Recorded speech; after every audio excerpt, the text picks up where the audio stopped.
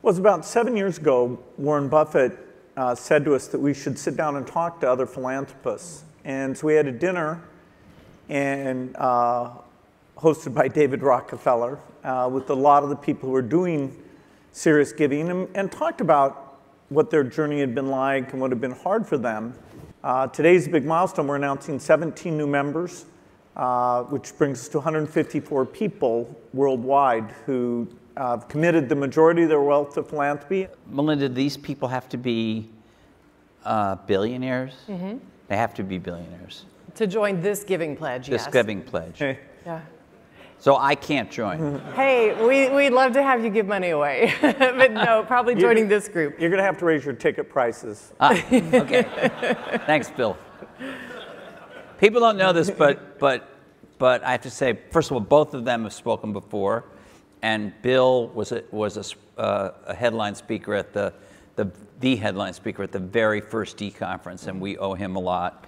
And because of him, we have been able to raise ticket prices, so I'm sorry, but not enough, apparently. Not enough yet.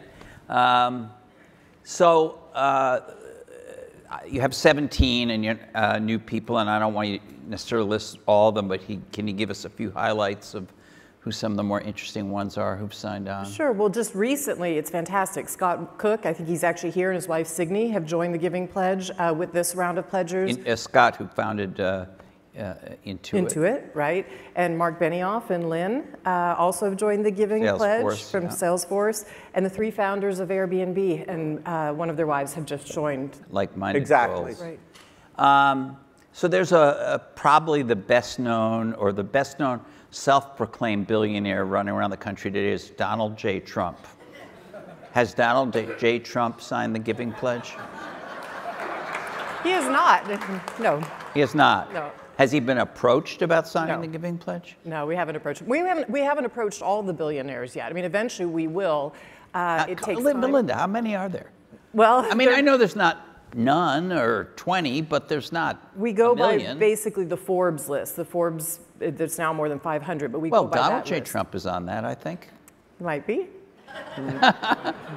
Okay. All right. Are you planning to approach him? We don't have any immediate plans to approach him. Okay, I think we should probably let this cycle play itself out before we do anything related to that. He hasn't been known for his philanthropy. He's been known for other things. So you can be innovative in philanthropy? Absolutely. You can use technology in Yeah, I'll give you just one example. Be a multiplier? I'll give you just one example. In the financial services area, one of the things that makes an enormous difference for the poor, just like in the US, if they can save small amounts of money and you can get that banking system really working for them, they're not welcomed in banks, they don't want to travel the distance to banks, their money is stolen. But if you can get they have phones now out, billions of phones in rural areas. Right. So in Bangladesh today, now that the policy has been laid down and the technical rails have been laid down, $1 billion are flowing a month of small payments, micropayments that people are savings. So when people can save and have money for school fees, or when there's not a crop, they can go buy some on the market, that has a profound effect on their families and on society. And that we are part of a group that's really laying those technical rails in a host of countries. For me, I have really gone all in on family planning, because if a woman has access to a contraceptive, voluntary access to a contraceptive, it changes the trajectory of her life. You don't commit her then to a life of poverty. If she can space and time the births of her children, she can not only feed them, but she can educate them. And education is everything. If she can educate those children, if the mom herself is educated, her child is more likely to make it to their 5th birthday, twice as likely to make it to their 5th birthday. So if she can feed and educate her children, she can also get a job. So she starts to lift her family out of poverty. But if you don't give her access to contraceptives and she has child after child after child, she's gonna have a life of poverty. That's just the fate of the world. And yet, because of the political, when I started to study this and look at it, because of the political repercussions of really what had happened in the United States, the global health community had backed away from family planning. A lot of coercive. Yeah, I was about to say, a lot of this is us. Is us. Because what we do in our country actually affects the global world. And Bill, what's your thing that you're more passionate about? the thing I've spent the most time on is polio eradication. And the world eradicated one disease in all of history, which is smallpox, certified back in 1980. Polio was almost failing about 7 years ago. We couldn't get it out of India, couldn't get it out of Africa. And so we've really intensified using satellite photos to find the villages, using GPS to track, improving the vaccine itself.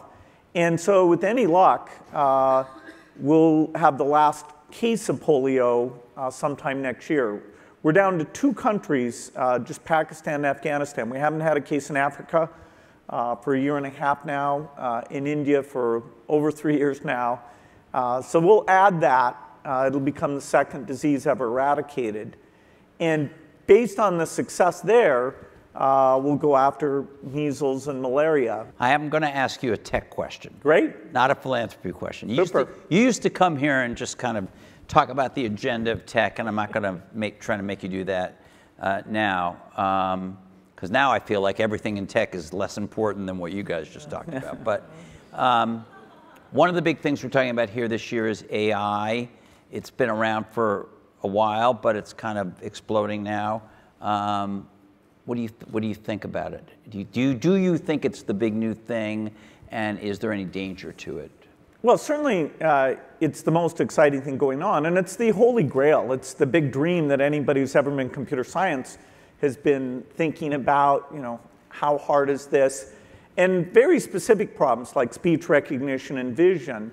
We now have systems that are better than human level of capability.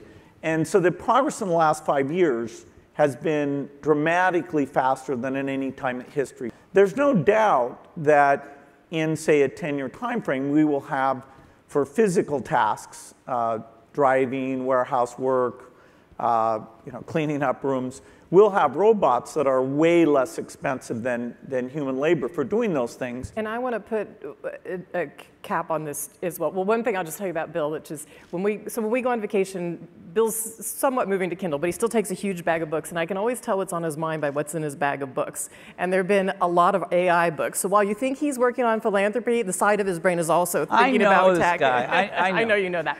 He was actually thinking about this a long time ago. Has been for a long time. But the other thing I want to say to everybody in the room is we ought to care about women being in computer science because if when you think about the US being on the forefront, a lot of this technology, and when I was in college, I studied computer science and economics, we thought we were on the way up of women in tech. So when I graduated, 34% of undergraduates in computer science were women. The peak was 37%, and we're now down to 17% of computer science graduates are women.